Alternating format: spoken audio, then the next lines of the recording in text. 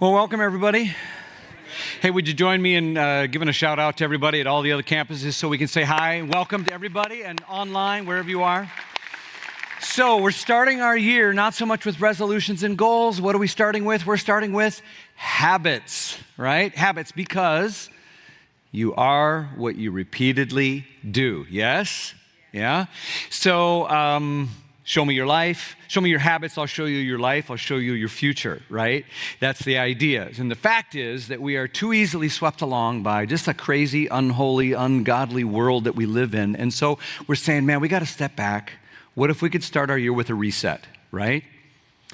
Because it's the small habits over time that actually make a big difference in our lives, okay?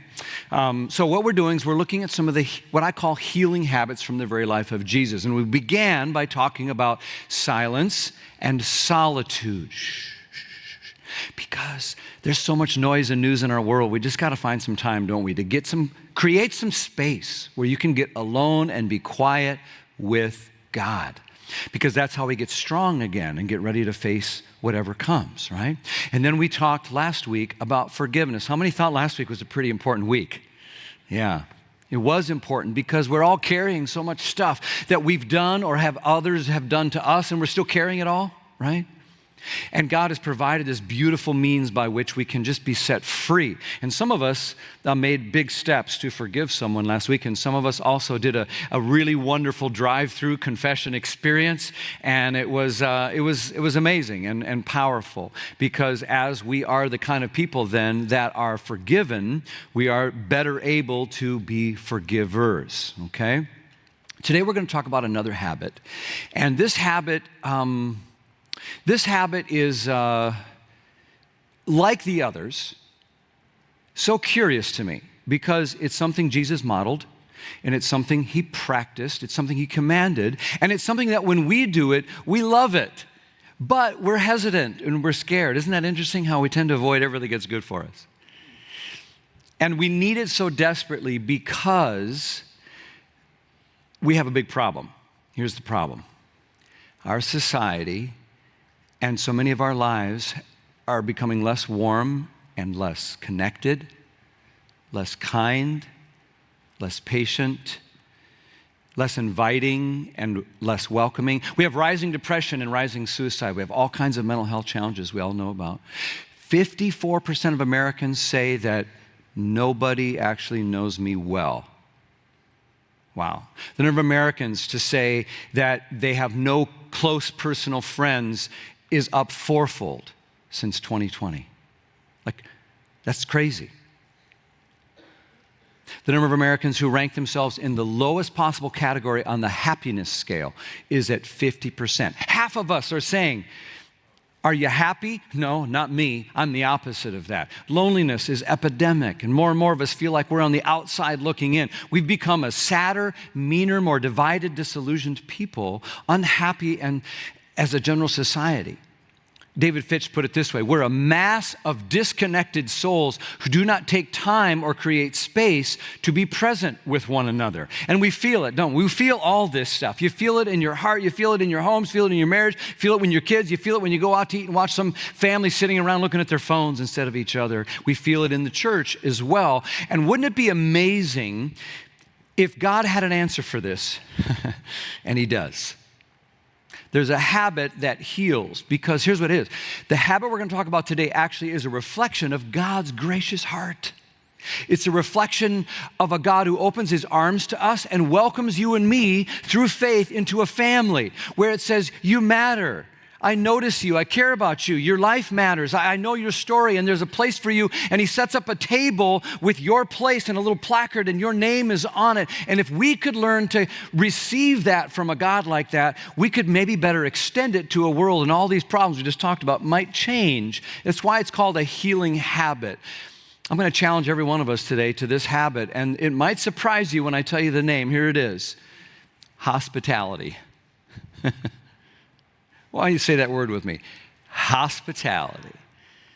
It's got the word hospital in there because it's a place of healing. It's not a weak word Like it's not just related to the restaurant business or the hotel work. Or I think of my friend Doris, one of the older ladies in our church. She's really good at knitting doilies.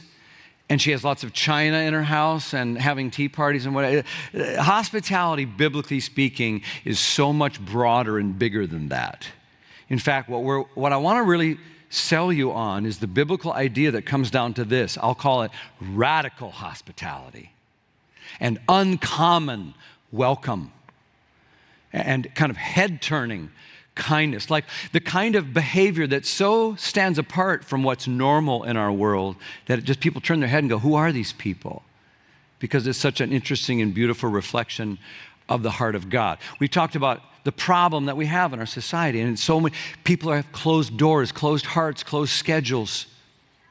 But a God who opens his heart, opens the doors of heaven to send his son, who then opened his life this much, invites us to a kind of hospitality that is ultimately about presence. Jesus came and he was called Emmanuel, the one who God said, he is God with us. And then he promises, I will be with you to the end of the age before he left. And so he sends us to go with the very presence of Jesus. So think about this. If you're a follower of Jesus Christ, you have the presence of Jesus in you. And listen to me, when you carry the presence of Jesus with you, you're a different kind of person than when you just show up with you without any Jesus in you. Do you know what I'm talking about? This is why we got to start with some solitude and silence in our lives, because we got to get filled up with Jesus. Otherwise, you're going to go into that board meeting or off to school or to work another day or have the conversation at the family dinner table, just you. But when we have solitude and silence, we get filled up with Jesus and we bring a different, better version of ourselves, and we can start practicing hospitality. When we are forgiven, we start bringing a different version of ourselves, don't we? So there's so many places in the Bible I could take you to talk about hospitality. Let me just start with one, and then we're going to go some other places. But this is Hebrews chapter 13. Just listen to this and get a picture in your head. Keep on loving each other as brothers and sisters. In other words, we're family here. So many people don't feel like they belong anywhere. So love each other like that so you can create a place in the world where everyone knows, I fit here, I'm wanted. Don't forget to show hospitality, especially to strangers. The word in the Greek actually means love of stranger. That's what hospitality translates as, love of stranger, especially to strangers. And be ready with a meal or a bed whenever it's needed. Why, some have even extended hospitality to angels without even realizing it. You never know. Pay attention. Remember those in prison as if you were there. That's why we visit people in prison. That's why we write the letters that we do. Look on victims of abuse as if what happened to them had happened to you. You have compassion for people. Even if it's not your story, you make it your story. So that when you see someone being mistreated, it is as if you felt their pain in your own bodies. You see this kind of idea of compassion and love. I see you. I'm curious about your story. I care about you. I open my time, my calendar, my life, my table to you. And this is what the world is starved for. And if you do that, it's radical in our world. No one displayed it better than Jesus, and that's why the early followers of Jesus, as recorded in the book of Acts, when the very first church formed, take a look at what they looked like. Here's a little snapshot. So this is the brand new church. This is followers of Jesus. Jesus says, all right, I'm going to leave and go back to heaven and be with my Father. I'm going to leave you my Spirit. Do all this stuff. And he checks out. And then they have the day of Pentecost. The Spirit comes. And here's what it says in verse 42. All the believers devoted themselves. It means they really hung on to, they glued themselves to some stuff. What did they glue themselves to? Well, to the apostles' teaching. That's like all the stuff about Jesus.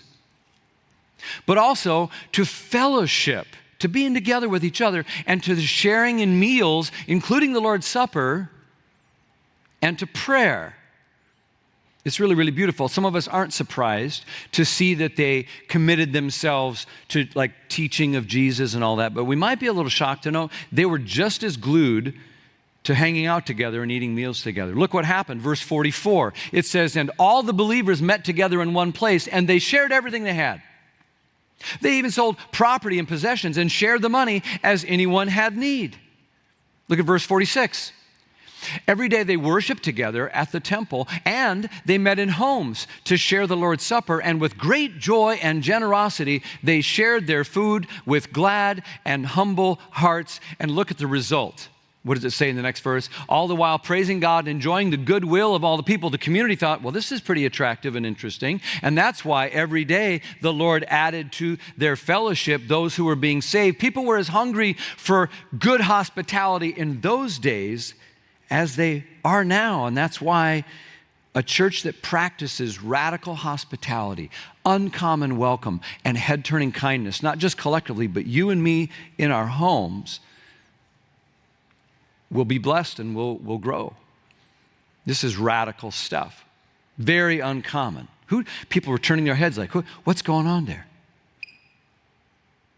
Let me show you a couple phrases in there we'll unpack. How about this phrase here? They shared everything that they had, as anyone had need.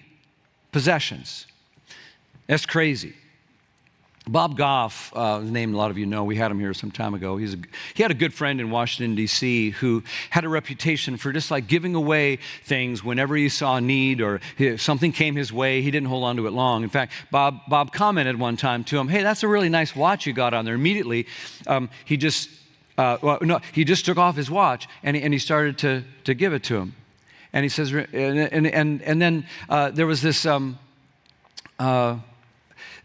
other guy that came in just a minute later, and he commented on something, and he had just been given this really precious gift from the chaplain of the Senate. It's a big deal.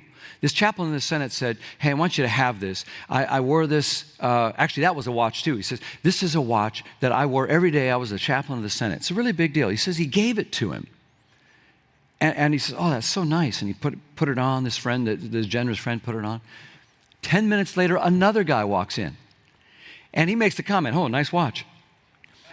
Without making he didn't even flinch. He just took it off. He goes, oh, I've been thinking about this. I really want you to have it. Didn't tell him the backstory. Didn't tell him where it came from. What was he doing? What he's doing is he's taking the opportunities that came his way. And he just let them fall through his fingers instead of clutching and hoarding and getting sticky fingers with everything that came through him. I think it's important for us to think about the things that have come your way. This is a real key to hospitality. Think about the blessings that have come down to you. And we need to get better at saying, I want you to have this because somebody gave it to me. Uncommon hospitality is like that. It gives to anyone who has need. So are you like that? Few of us are like that by nature, but you can learn to be like that instead of like this. Like, I hope they don't notice my watch. The early followers of Jesus, they shared their possessions. So hospitality, it's more than that though. It's more than just sharing. It's like a posture, isn't it? So even think of it, like, has God been good to you? Has God blessed you? And if you have, then you've got some blessings. And you can be like, I want you to have this. Has God been patient with you? If he's been patient with you, you can say, I want you to have this, because I promise you, you're walking into someone's space today who needs some patience. And you can share that with them. If God's been good to you and blessed you with some kind of kindness, that's what we're sharing. And that's the heartbeat of hospitality. It's uncommon, it's head-turning.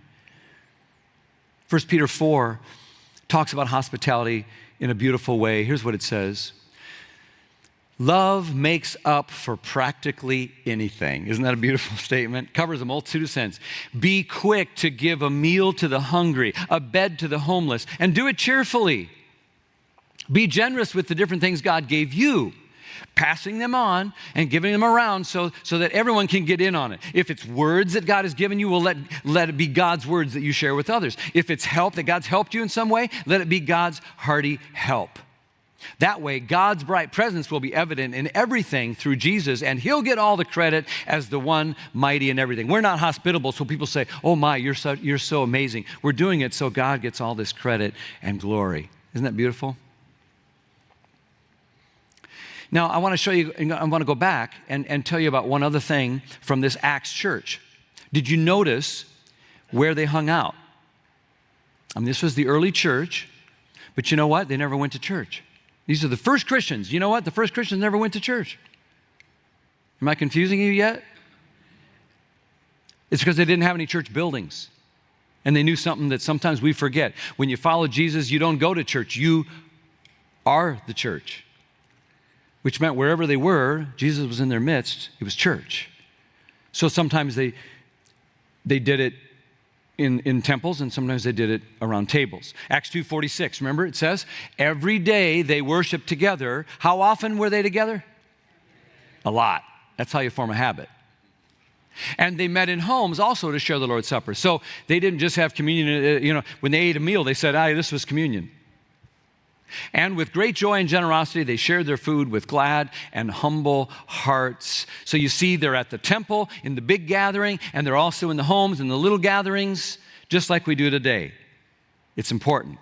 Get together in the big, more formal setting. You teach, you talk about Jesus, you worship together, it pumps you up, and you invite everyone to join you in that setting. And you say, afterwards, just go over here. We'll go in the home. We'll meet in the homes, and that's where we'll meet, and that's where we'll apply it.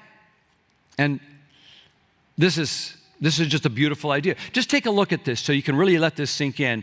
How much they met in homes. Acts 2:46, where'd they meet? House to house. Acts 5:42, house to house. Paul wanted to go find all the Christians to kill them. Where'd he go looking? House to house. House after house. Mary's house had a lot of believers there. The jailer's house, Lydia's house, and Acts 17, Titius. I love this one. Acts 17, you read that. He's a guy who lived next door to the synagogue. When I was a kid, I had a drug problem.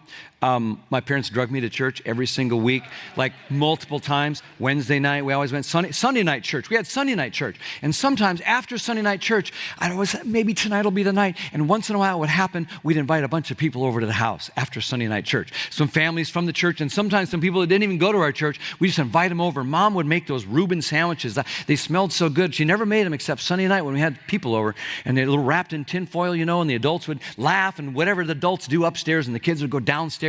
We have a hockey game because we're from Minnesota, and it's like this hockey thing, and my dad made this other game. We'd play with these kids. It was the best thing ever. It was like, go to church, that was great, but let's go to the basement. And this is Tish's house. He's next door to the synagogue. They went and they worshiped together, and it's like, hey, let's go play hockey in Tish's basement next door. And that's what the church's been doing for 2,000 years, getting together, sharing life, having fun, house to house. Priscilla had one like that going on. So did this woman with the unfortunate name of Nympha, and Philemon, and Apphia. And this is the way it was for the early Christians. They met in the big house. They met in the little house. Does that kind of reflect some of the habits in your life? Does that reflect the pattern that you might see in your own life? Habit of hospitality, because they spent time together. And that's really, really key. And we've got to remember to spend that kind of time together today as well. Because hospitality will get built into us only as we're together in the big and the small. And there's something about that daily thing. When you have someone over one time, the first time you remember having to your house, maybe it's almost a little awkward. They go to the front door, ring the doorbell. You're like, we haven't had anyone at the front door in a long time. Let's see, how do I work the lock? You let them in, you're introducing your dog, and you're just chatting or whatever, you're getting acquainted. Maybe they come another time, and they come over a second or third time. When they start coming regularly, you're like, just come on in. They're coming in through the garage. You're like, hey, could you turn on the stove and put the thing in the oven? I didn't get a chance to finish it. I'm on the toilet. I'll be out in a minute. It's like your home is now part of their home. Hey, could you feed the dog? I'm going to be a minute. And the less closer knit conversation happens when we're together. Friends, we got to figure out a way to get together. Does there anyone in your life that has refrigerator rights? Do you have refrigerator rights anywhere else? That's what made the early church grow. People were like, I'm hungry for that. I'm starved for that. Not just for the food, but for the people. And that's what Jesus was. And the Lord added every day to their number those who are being saved. We got an exciting opportunity to put this into practice I want to tell you about right now, this idea of hospitality, because we take some go trips every single year. I'm going to put a number on the screen here. This is that text thing. If you text the word mission on your phone right now to 94062, I'd love it if you do that, because it's just going to take you to a link that you can kind of scroll through and check out some of the opportunities, because we have some trips that we're going to take together, and when we go on a mission trip, I'm telling you, hospitality is really what the whole thing's about. First of all, you'll receive hospitality. Like if you go to Kenya with us this summer, you get off that bus. You've traveled across the world. You get off the bus. You don't know anything. It's strange. The smells and sounds and everything are strange. And then you see like hundreds of little kids who've been waiting for you. And they're singing and swaying. And they're singing your name. And they're singing your song. And they hand you a flower and hug you like they've been waiting on you your whole life. And you receive hospitality. Then you turn around and you do a VBS for these kids for 4 days and help them to feel the gift of hospitality. And every one of these trips will be like that. And in addition to some of these international trips we're going to take to Kenya, to Guinea-Bissau, to Brazil, to Mexico, and also to Hartford County, there are some opportunities we have to show some amazing hospitality here at Mountain, where we're going to be receiving some people into our home. So this summer, July 9 to 22, we have signed up and said yes to 40 students from Asia that are going to be coming to visit. They're on an intercultural exchange, and we stepped up and said, yeah, I just bragged on y'all. I was like, yeah, we had no problem. We'll host all those kids. You get 2 to 3 high school students. They will eat you out of house and home. You may not see them for a couple days. There may be a language difficulty. Their English is good. Some of them not so good for others. But, so I'm just telling you, that's what you're signing up for. But it'll make a memory and a mark in their life and yours, and I hope you'll sign up because I promised you would. So don't make me look bad here. Step up here. And then you know what? In the fall, in November 8 to 17, we're hosting our Global Impact Celebration, which means 20 or 30 of our own cross-cultural missionary partners are going to be coming here, and they need a place to stay. We need some folks who are like, I'll do it. I'll welcome a missionary family into my home and just help them feel like they can relax and be off and not have to stay up all night and talk to you and hear your boring stories if they don't want to, and just let them be. Okay? Because we just told Tom and the missions team, we said, no problem, we'll take care of it. I'll say it on Sunday, and they'll take care of it. Now, guys, come on. You got to come through for me, all right? So check that out, and you'll see. That's just a way, that's a way for us to practice what we're talking about. Now, one of the passages that Jesus used that, to me, helps us maybe get this in our heart more than any is one that we've come to call what? The good. Hello, have you ever read the Bible, any of you? Good what? The Good Samaritan. Some of us know that story. You've heard that phrase, Good Samaritan. If you don't know the Bible, you've heard that phrase. The irony is that if you lived in the time of Jesus, no one would have thought any Samaritans were good. This is the story about the guy who goes down the road and he gets beat up real bad, mugged and robbed and left in the ditch, and he's going to die there unless someone comes and finds him, helps him. Well, a priest comes down the road, a servant of God, but he had places to go. His schedule was full. He couldn't stop. He couldn't open his calendar for that guy. You can't open your calendar, you can't open your life. Same with the next guy. He was a religious leader as well, like a pastor, a Levite.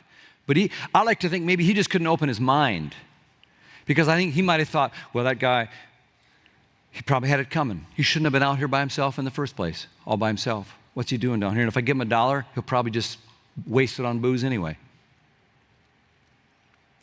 Those were common, ordinary, expected responses. And then Jesus says there was a third guy.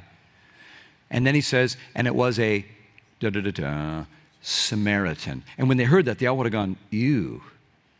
Do you guys ever watch Despicable Me, that movie, Despicable Me, with the voice by Steve Carell, Gru, the character Gru, who speaks in that Russian or whatever accent, and he has this enemy, and there's a great line our family quotes it all the time. He sees this enemy flying around and they're fighting, and he goes, oh, I hate that guy.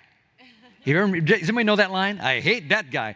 And we all say that in our family all the time. I hate that guy. Jesus says there's a third man that happens down the road. And he's a Samaritan. And everyone who heard it would have said, ooh, I hate that guy. But then Jesus goes on to tell the rest of the story. And it's very, very curious. He says that this guy, who's considered an outsider, a pagan half-breed dog by good Jews, someone who's shut out himself, is the only one who really opens his eyes and sees the man in the ditch. He's the only one who opened his schedule because he had places to go too. And it was probably risky for him, so he opened himself to the possibility of risk. Like it could have been a trap. He could have been next. But he opened himself, and he apparently opened his ears. He must have bent down and said, are you okay? What can I do for you? Because the next thing you know, he's opening his heart to actually care. He's pouring in oil and wine, which means he opened his wallet, because he puts the guy up in a hotel and says, send me the bill. There's this opening in a world of closed off, where schedules and everything is closed off, but this enemy opens his ears and his eyes and his heart and his wallet, and Jesus says, go be like that guy. We need more of that guy. To open our minds, to see people that we might consider enemies as the very stranger that we're supposed to open our homes and very lives to. Ask yourself, is there someone you're passing by? Like all the time maybe, in your life, without even noticing, who needs your kindness? Who needs you to open your mind and realize that they're actually your neighbor, that you're their neighbor. Someone who's right there on your way that God might have sent you so you can open your heart, your home, your wallet, your time, your schedule, and do something that is out of the ordinary. You know what? Saying, I'm really busy, I don't have time, is not going to turn anyone's head. Everybody says that. When someone makes time for someone else, now that's radical and uncommon. And we also live in a time when everybody turns away from anybody who's not like me.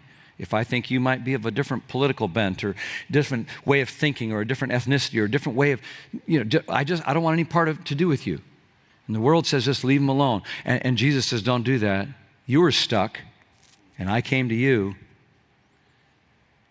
Pay it forward. That's hospitality. Whatever it needs to look like. Open your mind, your heart, your table.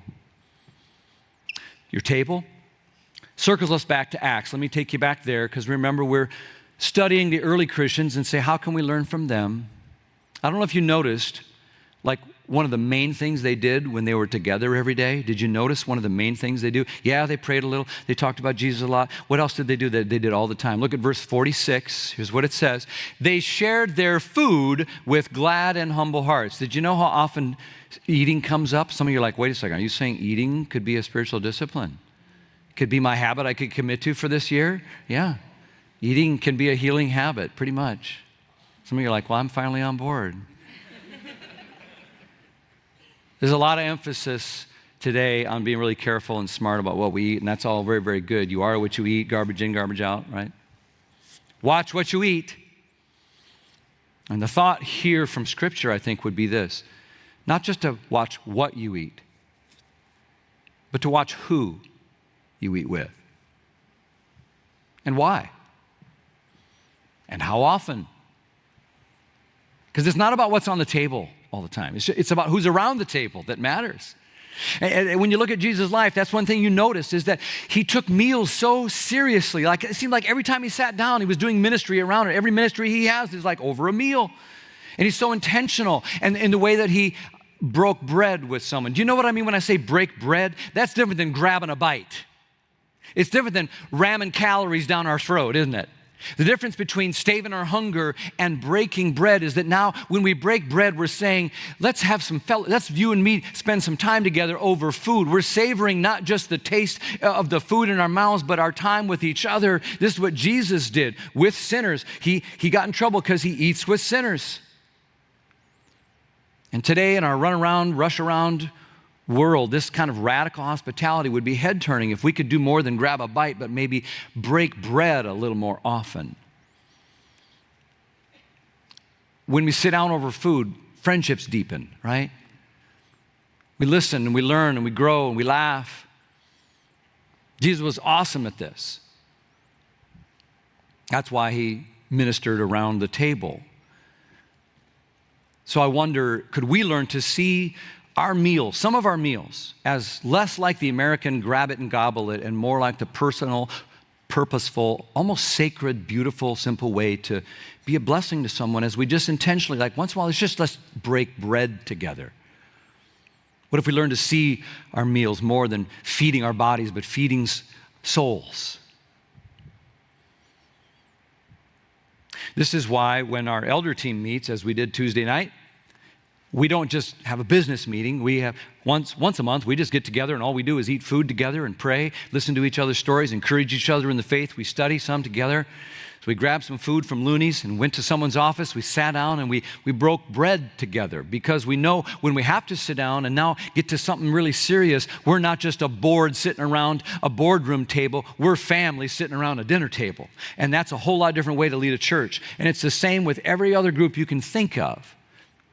While I'm on this, can I just say to you, families, parents, grandparents, if you've got kids especially in your home, especially if they're young, I beg you to make your meal times as intentional and purposeful as you can and have as many around the table as you can. I would give anything to go back and get some of the nights we gave away to sports and homework and busyness and whining complaints about how hard it was to get together, some of those coming from me.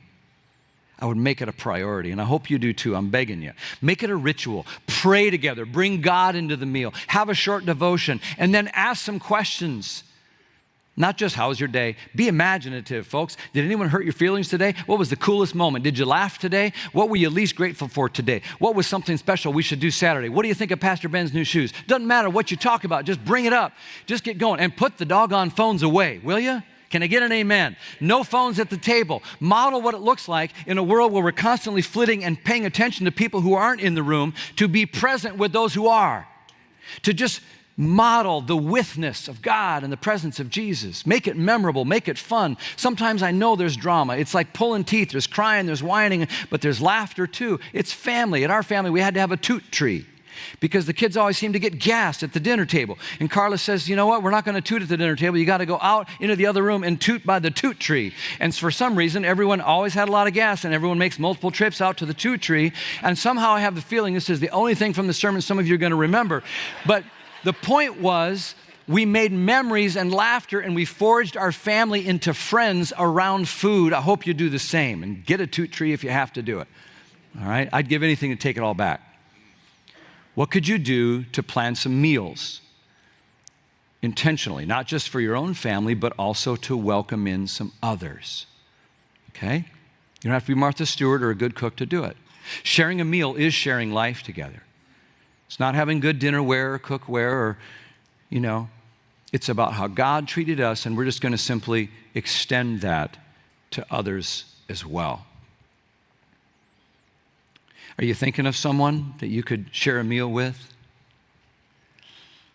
A place to say, come to the table. Your name has a place right here. That's what heaven's going to be like, a banquet table where we all gather with God. Big, big table with lots and lots of food. Big, big family. And we're asked to replicate that now. So who can you share a meal with? Challenge? Eat at least one. This is so easy. Eat at least one meal this week on purpose where you're breaking bread with someone you might not have otherwise, and do it on purpose and do it with the presence of Jesus in your awareness and see what happens. And you're like, I got so many excuses. I don't like to have people in my home. It's like, I don't know. You don't have to have a fancy house. You don't have to clean. They're going to feel like, oh, good, they're slobs like me. And they're going to feel like right at home. We don't have a good space for it. It's all right. Okay, go out to eat. It's not about the food. It's about the fellowship. Or better yet, get invited to their house. Jesus never hosted a party, and he was the best at hospitality, okay? Figure out a way. Figure out a way. There's so many excuses. That's common. Be radical. It's not about what you're eating. It's who you're eating with, all right? But I wouldn't know what to say. It's not about what you say. You're going to listen. You're going to learn about them and fill the silence. You can just go back to Ben's shoes or the Ravens, and you'll have stuff to talk about, all right? Where'd you grow up? What's fun? What's happening at work? Where'd you live? What's your vacation? Just be present. Well, there's a third excuse is I just don't have time. I'm just so busy. Well, of course you are. Are you busier than Jesus was? Somehow he ate meals every day with somebody on purpose. And eating's already on your calendar, so maybe you could find a way. I don't know if you have 21 a week. I probably don't eat 21 meals a week, but some of you plan meals. You got a meal planner. It looks like this. You got it all planned out. You're putting it in the freezer and all. Well, instead of just planning what you're going to eat, what if you planned who you're going to eat with? Could you find one of those boxes this week to eat like Jesus? I'll give you a minute to think about it. Like the early followers of Christ. To not just focus on what you're going to eat or where and when, but with whom and why. Be intentional and purposeful about our meals, all right? That's hospitality. That's what Jesus did for us, and it's what we're going to do for one another. Now, this is actually a really good place for me to insert something here before we wrap this up, because I want to give you a kind of summary or conclusion of something that's really important that our church has been doing over the last 2 years.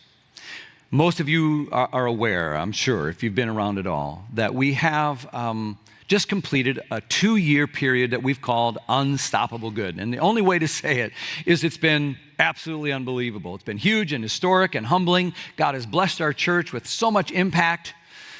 We've chronicled all those. We've celebrated those stories. And with the unprecedented impact, I want to tell you, one of the coolest things I have to tell you today is that we've had the highest 2 years of generosity through giving, financial giving, in Mountain's 200-year history over the last 2 years. That's amazing.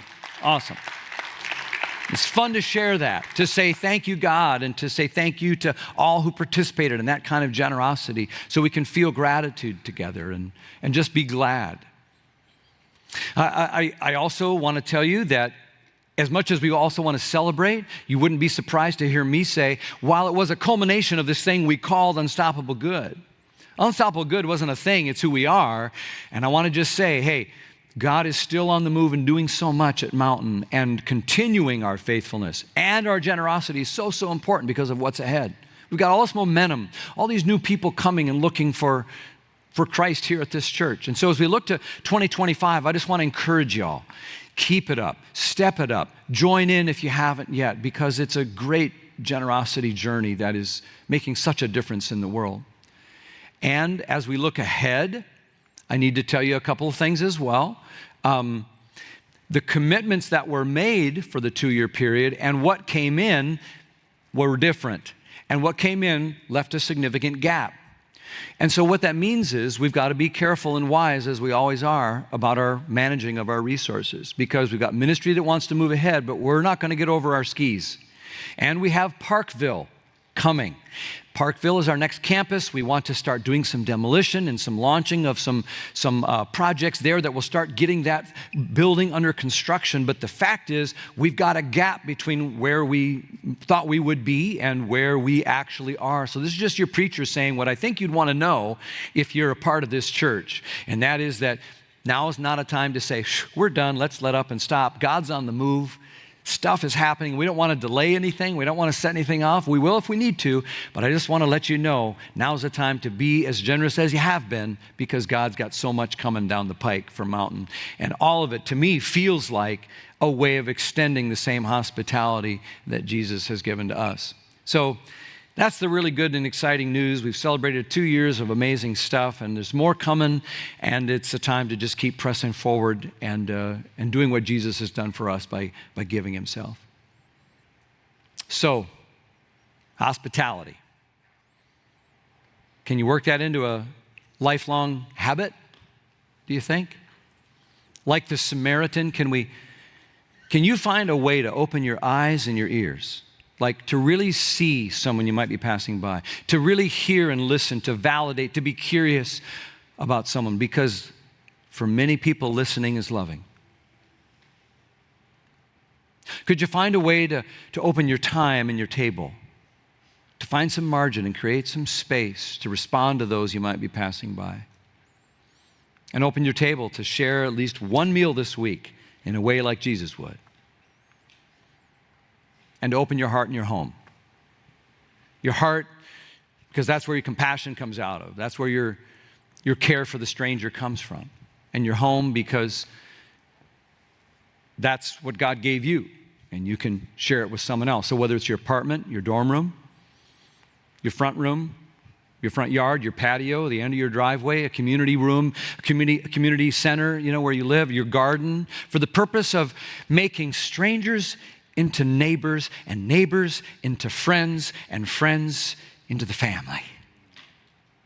That's hospitality.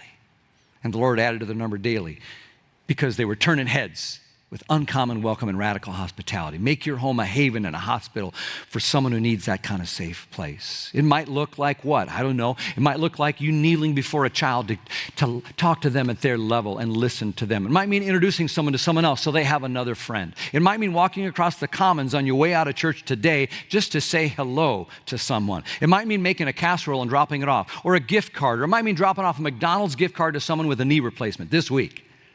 It might mean sending a text, making a call, dropping by, sending a card, giving a compliment, being an encouragement, sitting with someone at a lunch table in the cafeteria that doesn't have anyone there. It might mean inviting someone to share a meal at your house. It might mean showing up with a gift when there's a new baby. It might mean offering to babysit. It might mean noticing when someone needs a hand. It might mean sitting with an elderly person, fostering a teenager, adopting a child, hosting some students, reaching out to an immigrant, drop off food to the new family on the block, have people over to play games, shovel someone's driveway. If we get that half inch, that we'll get. You see, use your imagination. These are the practices in daily life that add up to the kingdom of God. Small. You start making these habits, well, then we heal the world. We heal our hearts, we heal the world. Seemingly little. Radical hospitality, uncommon welcome, head-turning kindness. It's what changed the world back then. It'll change us and change our neighborhoods and change the world now. It's the way Jesus is. Let's pray. God, we thank you for the gracious hospitality of Jesus. And as we think about this reset series, we're just asking you to help us now to not just leave behind sermons that we heard, but to put into practice habits of quiet with you so we can, on the regular, form a habit of just getting filled up with you every day and feeling the forgiveness from you that we will then extend to others so that we can have the most gracious, hospitable way of being in the world. Help us to start around the table with someone this week. And we pray all of this in the name of Jesus, and all God's people said, amen.